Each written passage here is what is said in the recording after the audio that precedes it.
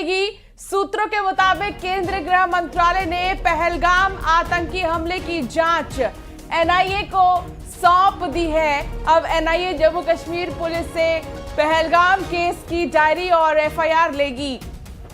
दरअसल एनआईए की टीम पहले से ही पहलगाम में मौजूद है और हमले वाली जगह का निरीक्षण कर चुकी है और एनआईए की फॉरेंसिक टीम भी पहलगाम में ही मौजूद है। पहलगाम हमले की जांच अब एनआईए और सूत्रों के मुताबिक जो जानकारी मिल रही है, जैसा कि अंशिका ने अभी बताया कि केंद्रीय गृह मंत्रालय ने पहलगाम आतंकी हमले की जांच अब एनआईए को सौंप दी है।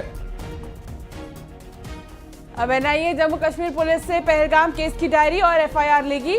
दरअसल एनआईए की टीम पहले से ही पहलगाम में मौजूद है, हमले वाली जगह का निरीक्षण कर चुकी है। एनआईए की फॉरेंसिक टीम भी पहलगाम में ही मौजूद है। तो अब एनआईए जांच करेगी हमले की। और आपको याद होगा चिरमिरी में भी छत्तीसगढ़ के कई घरों में एनआईए की टीम पहुंची थी पूछताछ के लिए कि उन्होंने उस वक्त क्या मंजर देखा था, कैसे थे वहां पर जो आतंकी आए थे, कौन से वेपन्स उनके पास, इस तरह के सवाल उनसे पूछे गए और भी कई सवाल जो जांच को और भी ज्यादा तेजी देंगे। सूत्रों के मुताबिक केंद्रीय गृह मंत्रालय ने पहलगाम आतंकी हमले की जांच एनआईए को सौंप दी है। अब एनआईए जम्मू कश्मीर पुलिस से पहलगाम केस की डायरी और एफआईआर लेगी। और इस पूरे मामले में अब तक एनआईए ने जो ग्राउंड जीरो है उसका मुआयना भी किया है और कुछ जो वीडियोस सामने आए थे उन सभी वीडियोस के तथ्यों को देखकर खंगालना और उन्हें जांच पर रखकर उसकी जानकारी जुटाना, ये एनआईए की प्राथमिकता रहेगी।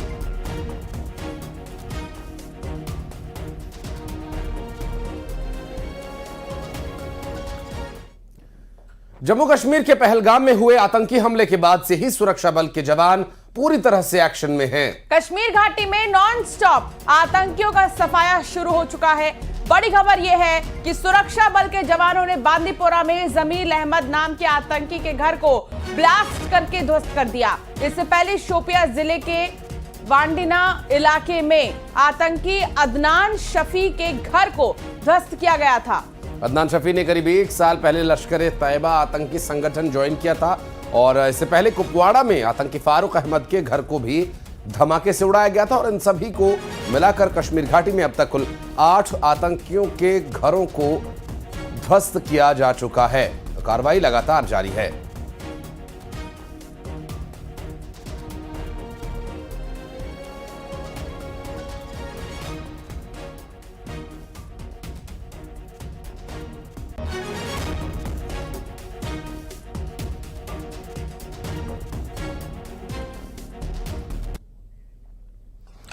ये उस वक्त की तस्वीरें जब ब्लास्ट करके आतंक के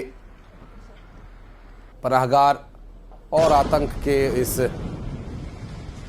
साए को हटा दिया गया, जहां पर अब तक 8 आतंकवादियों के ऐसे घरों को ध्वस्त किया जा चुका है, जिसमें बैठकर उन्होंने अपने ही देश और अपने ही घर को तबाह बर्बाद करने की प्लानिंग की साजिश रची विदेशी आकाओं के कहने पर।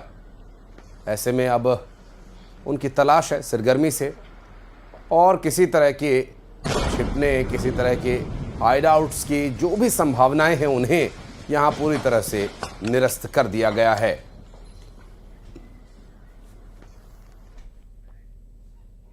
पहलगाम हमले के बाद आतंकियों पर ताबड़तोड़ एक्शन जारी है। दरअसल आतंकियों के आशियानों को मिट्टी में मिलाने का काम अब किया जा रहा है। सेना ने 8 आतंकियों के मकानों को नेस्तनाबूद कर दिया है। बांदीपोरा में आतंकी जमील अहमद के घर को ब्लास्ट करके ध्वस्त किया गया, तो शोपिया में आतंकी अदनान शफी के घर को ध्वस्त किया गया।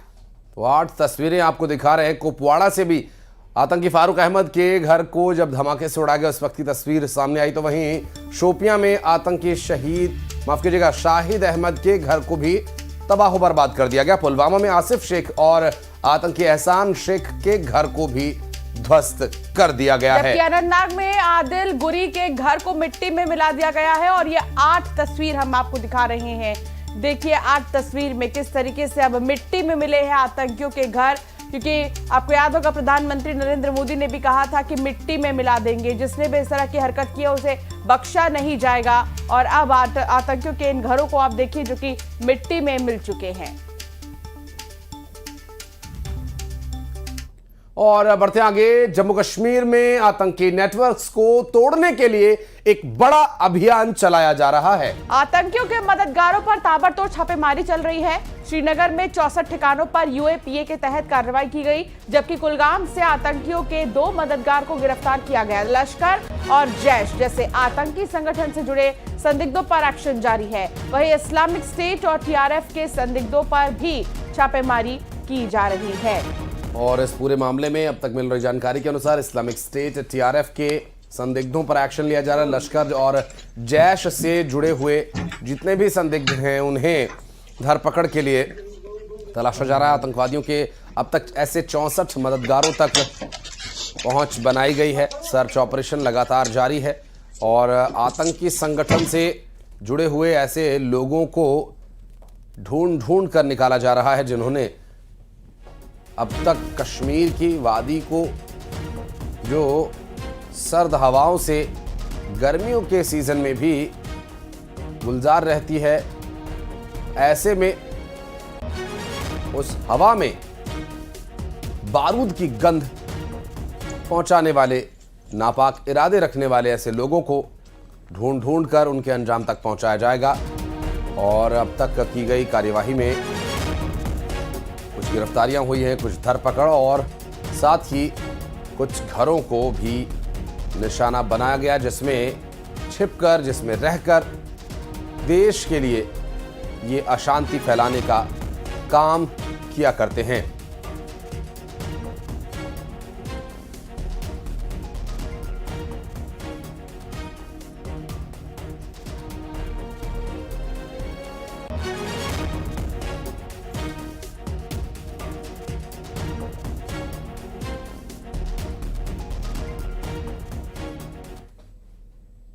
भोपाल में पुलिस मुख्यालय में मुख्यमंत्री डॉक्टर मोहन यादव ने बैठक की और पहलगाम में आतंकी हमले के बाद प्रदेश में कानून व्यवस्था की समीक्षा की। दरअसल मुख्यमंत्री ने पुलिस मुख्यालय में भोपाल में वरिष्ठ पुलिस अधिकारियों के साथ आयोजित उच्च स्तरीय बैठक में गृह मंत्रालय से जारी निर्देशों को सख्ती से लागू करने के संदर्भ में आवश्यक दिशा निर्देश दिए।